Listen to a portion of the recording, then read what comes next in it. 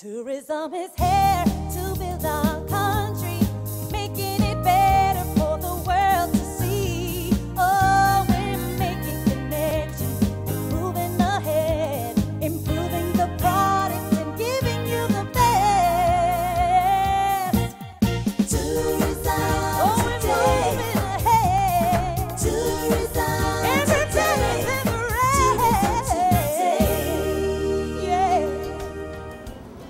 Hello and welcome to Tourism Today, your passport to the world of hospitality. I'm your host, Michelle Malcolm. We're coming to you this week from Erfurt, Germany, where the 2008 IKA Culinary Olympics is being held. Some 1,100 chefs from 52 nations have gathered here to compete with pots and pans for honor and some precious metal, coveted gold, silver, and bronze awards. Exactly how does Team Bahamas stack up against this world-class competition?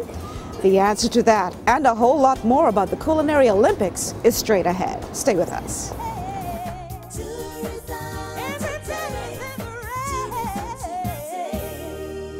It's better in the Bahamas, romance all the day, all the hideaways for the lazy days, all the nights the people play.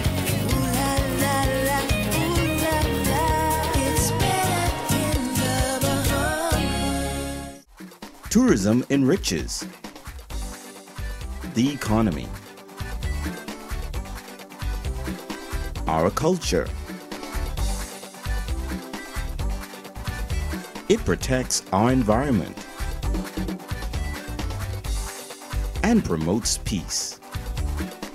Tourism enriches individuals, families, communities, and all the world. The IKA Culinary Olympics is the largest culinary competition in the world. Participants use this competition to realize their culinary dreams while creating new trends and learning new techniques. Globally influenced creativity, tradition, and innovation come together in a competition of the world's best, which dishes up all the facets of culinary art in perfection.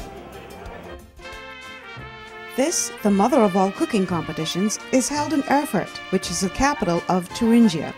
Described by Martin Luther as the center of Germany, Erfurt has a long history as the center of German religion and learning, with one of the oldest universities in Central Europe and a Catholic diocese that was founded in 742 AD. This quaint town is a popular tourist destination with Germans and increasingly with English-speaking visitors for two reasons. It has one of the most attractive medieval city centers in Germany, with patrician townhouses, half-timbered buildings, and it's an important stop on the Luther Trail, with Lutheran landmarks such as the Augustinian Monastery, where Luther became a monk and entered the priesthood. However, every 4 years, its popularity grows for a more savory reason. Chefs from around the world come to Erfurt in search of bragging rights as the world's best, providing a feast for both the eyes and the palate. Olympic judge Rick Stephen explains the event's level of importance on a global scale. We have the opportunity to pick the brains of about 3,000 chefs, so we can go home with 3,000 ideas that would take us years to learn by watching TV or looking in books, but here we can learn it, watch it, and then take the photographs, and then when we go home we can say, yes, I've seen them do that, this is how they did it. This is important to develop the cuisines of the world. I think a lot of times as chefs we could get stuck in our little box of what we think is creative or what we think is really nice, but when you get to see a lot of different chefs, maybe even outside of your culture, take some stuff or some food and they get really creative with it, you know, it kind of broadens your mindset or even your thought pool.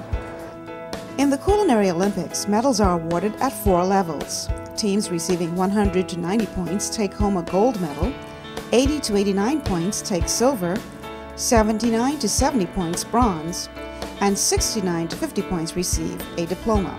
In the national team competition, in which the Bahamas competed, medals and diplomas are awarded in accordance with the achieved points in the categories. Categories up for grabs include Restaurant of Nations, also known as hot food, in which every national team has to cook a 3-course menu for 110 people. Culinary art, in which all dishes are exhibited cold, and pastry, which concerns sweet works of art. Additionally, an Olympic champion of the respective category is recognized as the team which achieves the highest score of all teams in the individual categories. President of the World Association of Chefs Society, Mr. Gisser Gudmundsson, explains this competition is anybody's game. Even if you're the most famous star, famous team, you can make a mistake in the end of the day. So it's no guarantee for that you come out as a winner. Although the Bahamas is not the only Caribbean country in the World Association of Chefs Society, it is the only one competing on such a high level. I'm very surprised that they actually, from so small country, both have the willpower and the financial power to come and participate in this. I say it because I come from a small country too. But I think it's very, very important for Bahamas that they do it, because the education they get out of it, it's going to have a very, very much influence on the restaurant life in Bahamas.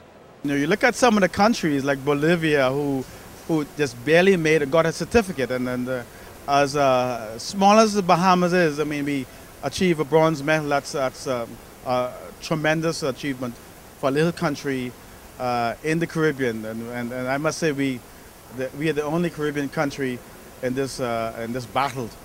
One of the things that are very unique to our islands are a lot of the spices, the flavors, the tastes that are really Caribbean. And being the only Caribbean country that is in this competition on this world stage, a lot of people they kind of clamor to get closer, to find out, you know, what it is that we're doing, what's this spice, what's this ingredient, how come this tastes like that, you know what I mean?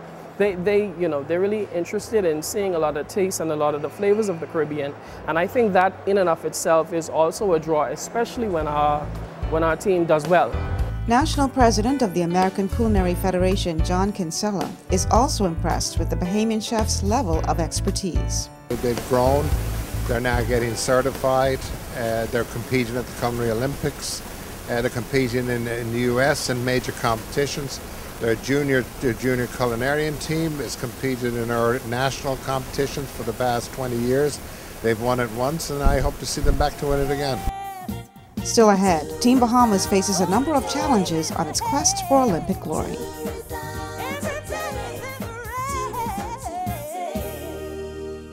It's better.